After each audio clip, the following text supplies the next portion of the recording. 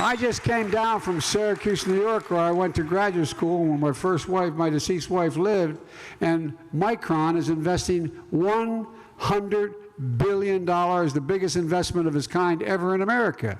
Because you're going to create tens of thousands. You know what the average job is going to be in these factories? Average job, $122,000 a year, and you don't need a college degree to do it. Just outside of Columbus, Ohio, we went and announced that $20 billion to build a semiconductor factory on 1,000 acres in a field of dreams. The vast majority of these jobs, I said, pay between $120,000 and $130,000. With Mike's help, I signed the Inflation Reduction Act to bring down the cost of everything you talk about around the kitchen table. Without a single solitary Republican vote in the House or the Senate, not one single Republican supported it. In Congress, we took on Big Pharma, and we beat them. We beat them. They spent millions of dollars to try to lobby us. I'm not joking. I've been in this fight for over 30 years trying to take them on. Folks, look, the fact of the matter is, we're capping seniors' out-of-pocket costs for prescription drugs beginning January 1st at $2,000 a year, even if it costs them $20,000 a year. They're not going to pay more than $2,000 a year. And some of these cancer drugs are $10,000, $12,000, $14,000. If Big Pharma continues to raise drug prices faster than inflation, guess what? They're going to have to write a check to Medicare for the difference. No, not a joke. They raised the price of 1,200 drugs last year. 1,200 without a single change in the makeup of the drug. Folks, look. We spend more money on prescription drug, the same prescription drug made by the same company, sold in San Diego, Washington, D.C., Paris, or in Berlin. They pay significantly less in Paris and Berlin for the same exact drug, same company. And folks, look, we're going to put a stop to that. We're also capping. I bet an awful lot of you know people who need insulin for diabetes. Well, guess what? You're paying, depending where you live, somewhere between $400 a month and $1,000 a month. Well, guess what? They're not going to be able to charge you more than $35 a month. And you know why? It costs them $10 to make that drug. 10. They make a significant profit. And by the way, you know, we're in a situation where we're making the biggest investment ever to deal with climate crisis. That's right. You got it, man. And this is one of the leaders. Right where the hell is he? He was right there. Anyway.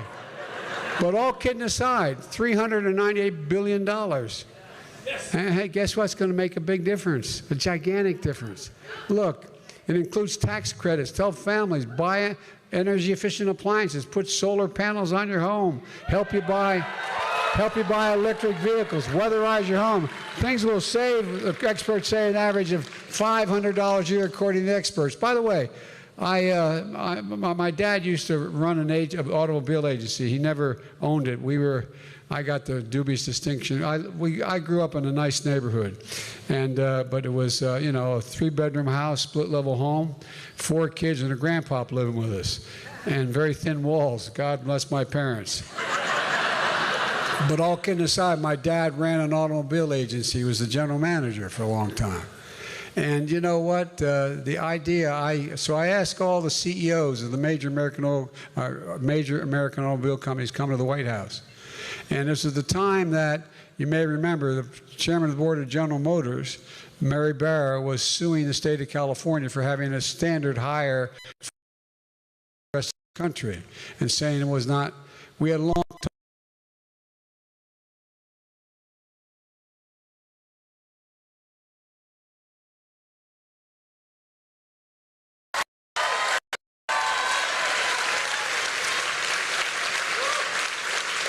And by the way, I could go on. There's so many things that Mike helped me get done, help us get done.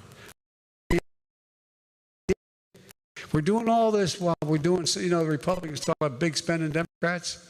Well, give me a break. We're spending a lot of money on good things, but guess what? We brought down the deficit this year. $1,400,000,000,000. We cut it in half. We cut it in half. And by the way, the first year in office, I cut it $350 billion. And these are the guys, you recall, that passed a $2 trillion tax cut. They didn't pay a penny of it for anything. And guess what? It went to 2% of the public. Folks, look, I'm tired. I've had it up to here with hearing them.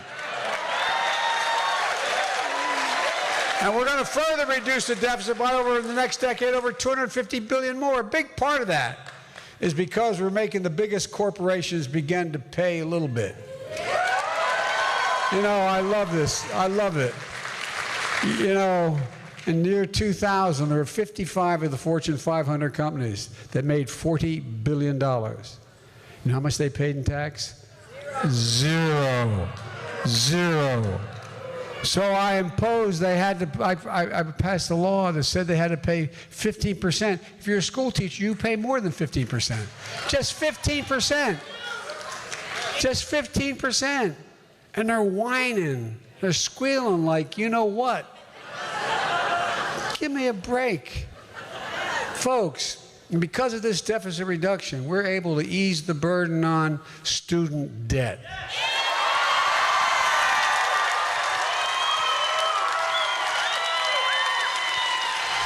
I promised when I ran I'd help student debt, hard-working folks. Well, guess what? You get $10,000 relief and another $10,000 if you went to college and a Pell Grant. For folks making under 125 grand a year, and on top of all that, I'm going to going away with doing away with unfair hidden fees. All of a sudden, you're finding out we call them junk fees. Okay? Well, guess what?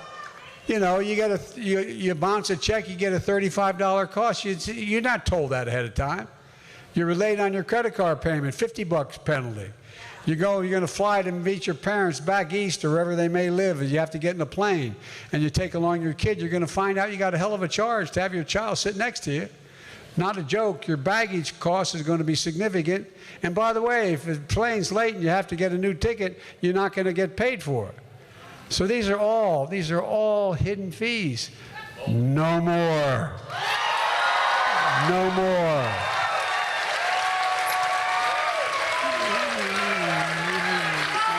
And by the way, you know, in the process of all, I can't read what you're saying, kid. I'll look at you later, okay? I have no idea what it says. He's holding up a paper that has small print on it. I'm pretty good, but Oh, God love you. Well, let me tell you. You know, one of the things that I found when I was a kid, up until, quite frankly, I was in college, I used to stutter. And stutter is a really debilitating thing because people it's the only, if I told you I grew up and I had a cleft palate and it was fixed, no one would laugh. If I told you that I grew up and I had a club foot and it was fixed, no one would laugh. But when I say, which is true, I used to talk like that when I was a kid. It's awful hard to ask the girl, will you go to the prom with me? And it sounds funny, but guess what? It makes you feel like an idiot. And by the way, I say to any stutterer, it cannot define you. It will not define you. Period. There's 35 kids that I keep in contact with. Remember the young man who nominated me? What courage it took for me. He's a serious stutterer. You know, did you ever see the movie The King's Speech? Yes. Well, the guy who actually managed that, he got a copy of the speech that the king used when he made that famous speech about World War II, about the Germans. And he showed me, and he did exactly what I do. If you look at my speeches, there's hash marks along. You learn, if you notice, people who can sing, some are terrible stutterers, because you got to get something down before you can begin to work on it. And so they sent me a copy of the speech after it was all over. That, and so, look, folks, I don't want to get off on this, but the truth of the matter is, there's a lot of people in America, not just stutter, who need some confidence-building measures, need to be able to across the board. And what's that? That's even more important in my view now as a consequence of what happened during the entire COVID crisis. There's more need for, how can I say it, for mental assistance than any time in American history. Well, look, here's the deal. Economic growth is up. Price inflation is down. Real incomes are up. Gas prices are down. We got to get them down further here in California. And exports are also up. The reason why exports are up is, guess what? We made 700,000 manufacturing jobs here in America just since I've been president. And guess what? Instead of us sending overseas workers to get paid less, sending jobs overseas so they pay less, we're sending products overseas. Oh, I'm serious. It's that basic. It's that basic. Where is it written that we can't be the manufacturing capital of the world again? Where is that written? And folks, one more thing. I know folks here understand.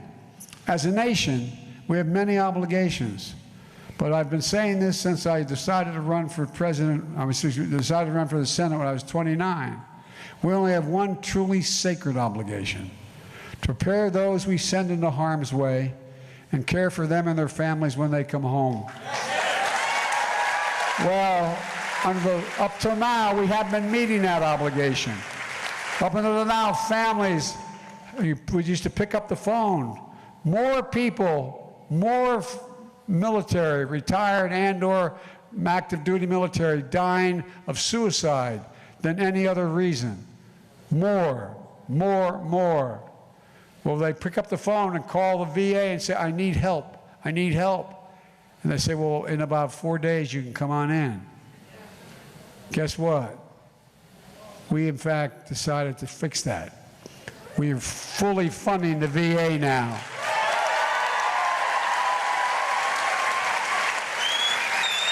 And look, you know, we have an obligation to those mothers, fathers, children of the veterans out there. I mean it. You're the very backbone and sinew of this nation. 1% of America defends the other 99% of us. 1%. And we owe them.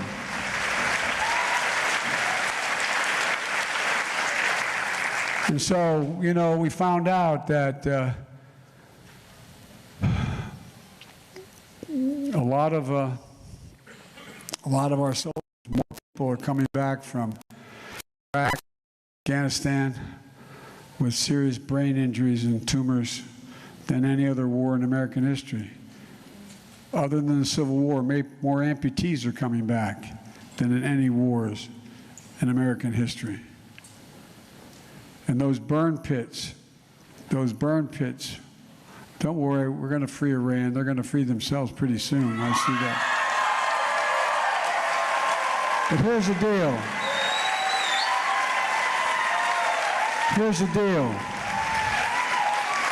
A burn pit is larger than the size of a football field, big rectangle, between 8 to 10 feet deep. And everything is poured in that, from jet fuel to waste, everything else, and it's burned. It's burned. And just like all those folks in 9/11 that were not putting out those fires, so many died, so many because of what they inhaled. Well, we finally came up with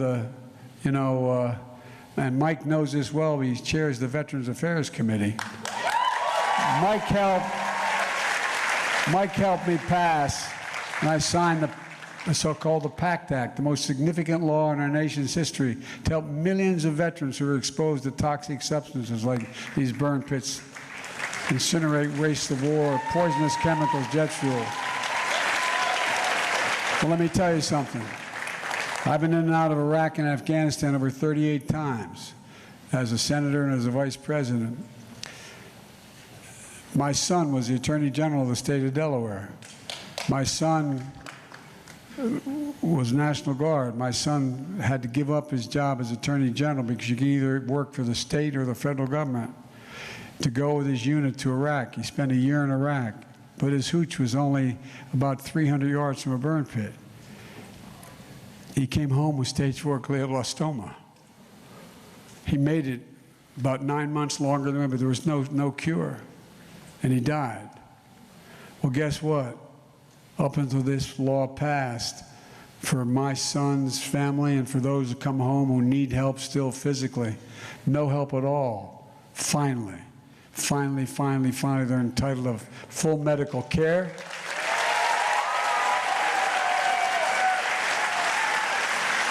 And the children of those veterans who died are going to get help to go to school, going to get help for life insurance, be able to be taken care of.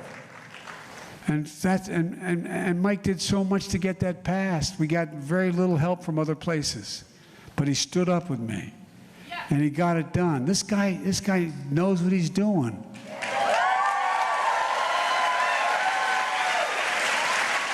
Because that Pact Act empowers the Department of Veterans Affairs to determine more quickly if a veteran's illness is related to toxic exposure. And for families of veterans who died from that exposure, it means monthly stipends, life insurance, tuition benefits. And by the way, the American Rescue Plan invested $17 billion in veterans' health care and mental care, suicide prevention, to deal with the fact that more veterans die by suicide than in battle. And folks, one more thing we did together. We passed the most significant gun safety law in nearly 30 years.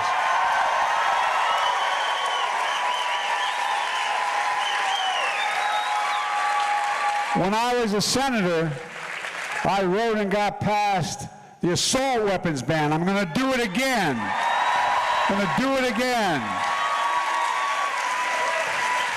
Look, the bottom line is this. We made a lot of progress over the last 20 months, but it wouldn't have been made without Mike's leadership. The vast majority of progress made without a single vote from a single Republican. Some bipartisan, we got some help on the, look, by the way, there was a great article that was printed back east, and it said all those guys who voted against the infrastructure bill, standing there as a shovel saying, "We've got this bridge being built here." They voted against it. No, I'm serious. Not a joke. Not a joke. But, you know, but I said when I ran and I got elected president, I'd be the senator, go from being a senator to a president for all the people. And so just because they got a horse's tail for a congressman, I'm not going to deny them the ability to get the help. Look, there's more to do and more we can get done, but ask yourself, what is the Republican platform? Not a joke. Well, guess what? Truth is, you don't have to ask. They're saying it out loud. I want to say, they're not bad. The House Republican leader, Kevin McCarthy, in the House and his fellow MAGA Republicans said his #1 priority is to give the power back to Big Pharma. No, he wants to do away with all things we did, over. He wants to make sure that they continue to rip us off on prescribing. Everything just talked about. The $2,000 cap, the $35 cap on insulin, tax credits for lower energy bills, 15% corporate tax, all gone. They're saying it up front. Instead of helping millions of working and middle-class people, with student debt, by the way, they're suing me, trying to block relief. No, not a joke. Who the hell do they think they are? Look, By the way, article published. The very people who are saying things like, and I won't go in all the, I'm keeping you too long as you stand, I apologize. But look, you have a whole lot of folks out there who are talking about how this is a waste of money, and you have Ted Cruz saying this is an outrage, all this stuff. Well, guess what? They said we're giving it to people who don't deserve it, et cetera, and the student relief. But guess what? They have a number of these members of the Congress that got significant payment from the PPP program, the program that said when they lost their business in the, one of them got back $2,100,000 bucks. The same guy that's beating the hell out of me because I'm trying to help people with a student debt. Another one, what's that woman's name? Yeah, Marjorie Taylor Greene. Her husband got $170,000 back. Oh, I'm serious. And they have the gall and audacity. Anyway. Look, I just want to, yesterday, or I guess it's, today, the 3rd, front page of the New York Times. GOP signals plans to shrink Social Security. This is real stuff now, not a joke. It says, risk to the safety net energizes Democrats. Well, we've sure energized. And it's by Jim Tankers. He says, Congressional Republicans eyeing the midterm election victory that could hand them control of the House and Senate have embraced plans to reduce federal spending on Social Security and Medicare, including cutting benefits for some of the retirees and raising retirement age for the nets for both programs. And it goes on. And then you have the guy who heads up the campaign committee for elect Republican senators, a guy named Tim Scott. Rick Scott, excuse me. Rick Scott. I blew up and I says, this is their program. One of the programs says, all federal legislation sunsets in 5 years.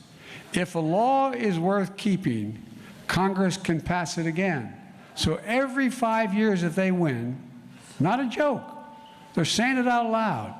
Every 5 years if they win, every one of these so-called entitlement programs, and by the way, you paid for your Social Security, okay? Okay? If you don't vote it into law again, it goes away. No, not a joke. Every 5 years, it will completely eliminate the system if they don't vote for it, if they have the votes not to vote for it. In other words, if it goes out of existence, if Congress doesn't vote to keep it. Isn't that wonderful? And then along came a senator from Wisconsin named Ron Johnson. Bless me, Father, for I have sinned.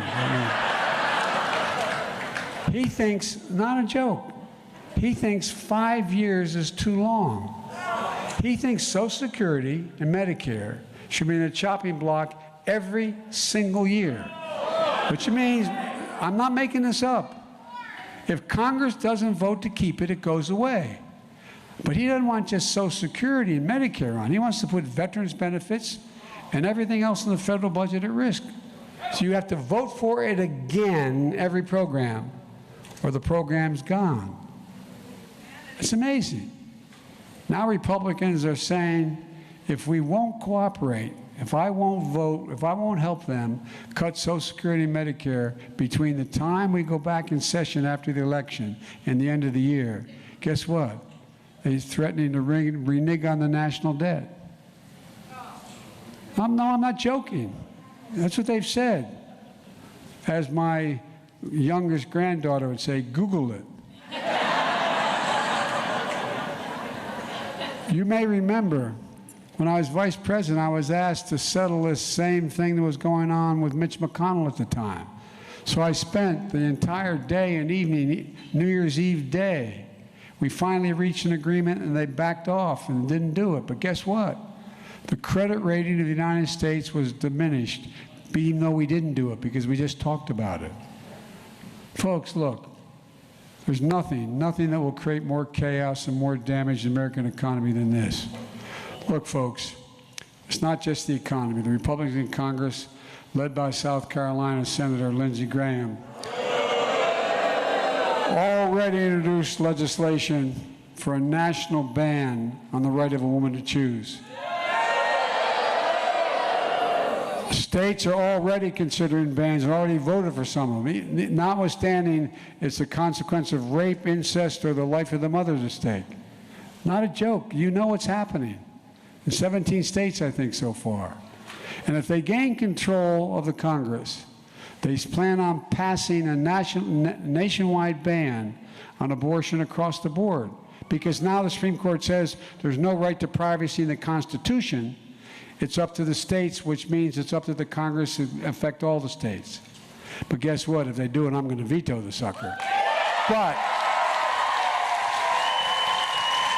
if we elect more Democrats to the Senate and keep control of the House, we're going to codify Roe v. Wade as the law.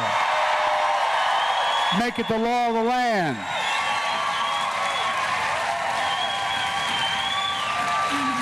Well, folks, look. I spoke last night on national television about democracy. I said democracy is on the ballot. A lot of the press asked a legitimate question. Why am I talking about democracy? No, not a joke. Why is that an issue? Well, the reason I'm talking about it is that 70% of the American people in one poll think democracy is at risk right now. There's too much political violence. There's too much intimidation. There are more than 300 election deniers on the Republican tickets this year for state, federal, and local government. And I mean, this is really serious stuff. If a Republican nominee for Congress, for governor in the state of Wisconsin wins, here's what he said. He said, if I win, my party will never lose another election in Wisconsin. Now, he's either a prophet or he plans on doing something about election law. No, they're trying to suppress the right to vote and subvert entire elections. We can't let that happen. Look, folks, it's real simple. You can't call yourself a democracy or supporting democratic principles if you say the only election that's fair is the one I win. No, I'm serious. That's what's being said. You can't do that. And how can you call yourself a democracy when you have a group of 1,000 people storm the United States Capitol, break the windows, doors down, 2 policemen die as a consequence of it, break through the House and Senate doors and chambers, have people cowering on the floor, threatening to kill people? You saw what happened to Paul Pelosi in the effort to get to Nancy. Well, guess what? What do they call these guys? What does Trump and all his Trumpies call it? No, he said they're patriots. No, not a joke. These are patriots. You know, my whole career I've worked in foreign policy. And I've known every major head of state for the last 25 years. When I was vice president, the president asked me to do an awful lot of the foreign policy and travel around the world. And when I became president, I went to the first, what they call G7 meeting, the 7 largest democracies in the world, economies. And I sat down and I said, America's back. And one of the presidents, well, by the way, one of the presidents said to me, I think it was Macron, looked at me and said, for how long? And then I think it was Schultz, I'm not positive who the second one says, imagine, Joe, if in fact you went to bed tonight here in England, woke up in the morning and found out that the British Parliament was attacked, they killed 2 cops, broke down the doors of the Parliament, went into the House of Representatives to stop the House and to stop an election outcome. What would you think? What would you think? What do you think we'd think? We'd think, oh my God, what's going on? And then if that folks were called patriots, what does that say? I'm not joking. This is deadly earnest. The reason I made that speech last night is we're going into an election. And you have all these people saying they don't accept the outcome of the last one, and they're not guaranteeing they'll accept the outcome of this one. How does that represent anything remotely approaching a democracy? Well, look, folks, let me close with this. I said this election is not a referendum, it's a choice, a basic choice. So I call on Democrats, when everything's at stake, and mainstream Republicans and independents to come together to meet this moment. I truly believe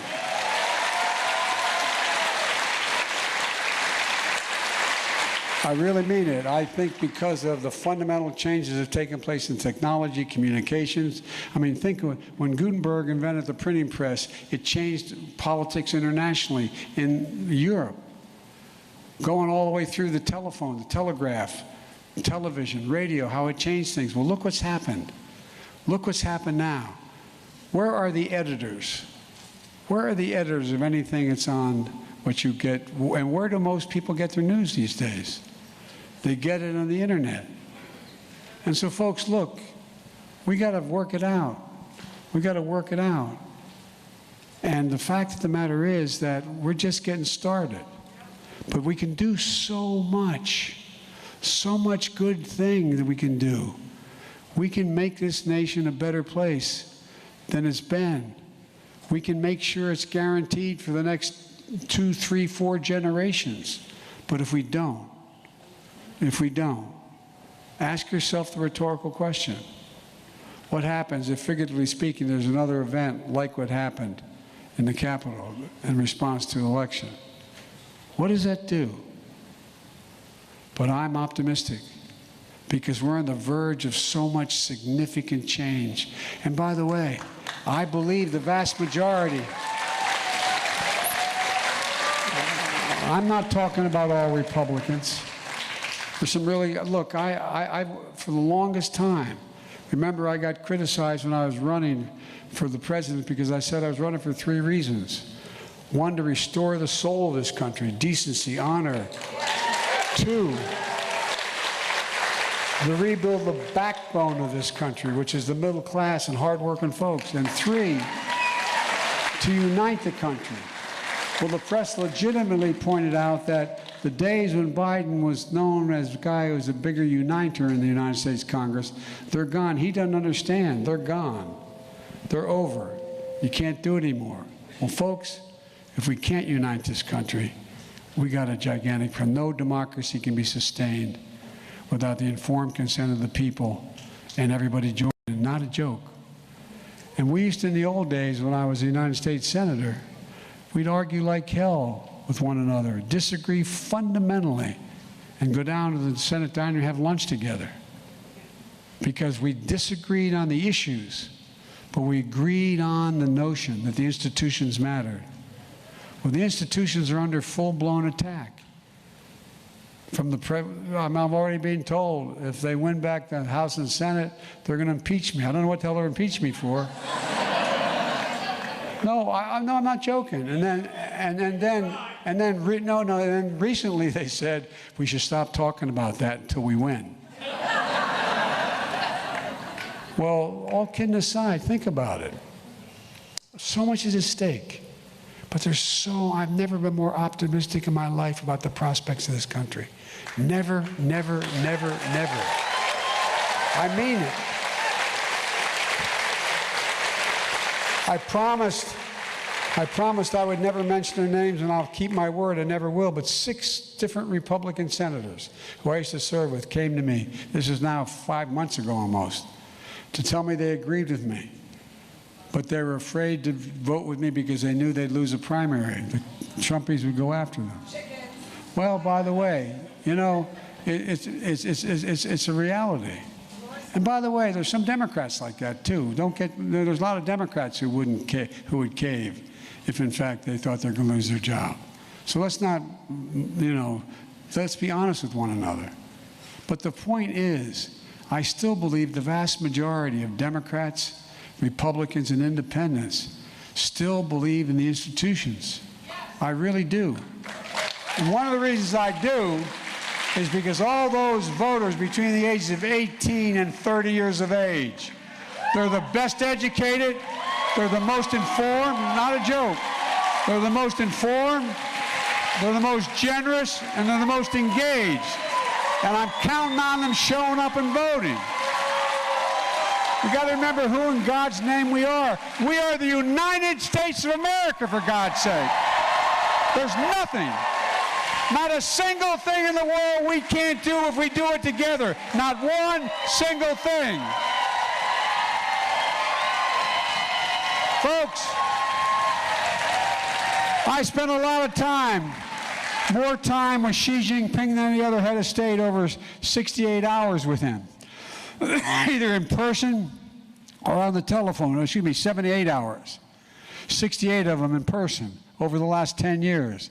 Traveled 17,000 miles with him. We're on the Tibetan Plateau. And he turned to me and he said, "Can you define America for me?" And I said, "Yes, one word. Possibilities. Possibilities." We believe anything is possible. We really do. So, folks, let's make sure we win this election. Get out the vote. We got to win. Vote, vote, vote. And God bless you all. And may God protect our troops. Thank you, thank you, thank you.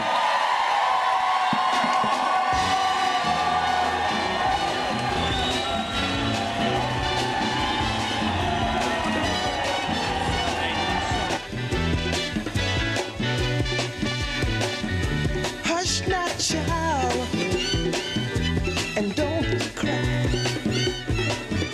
Your folks might understand you by and by. Just move on up toward your destination. Though you may find from time to time complication.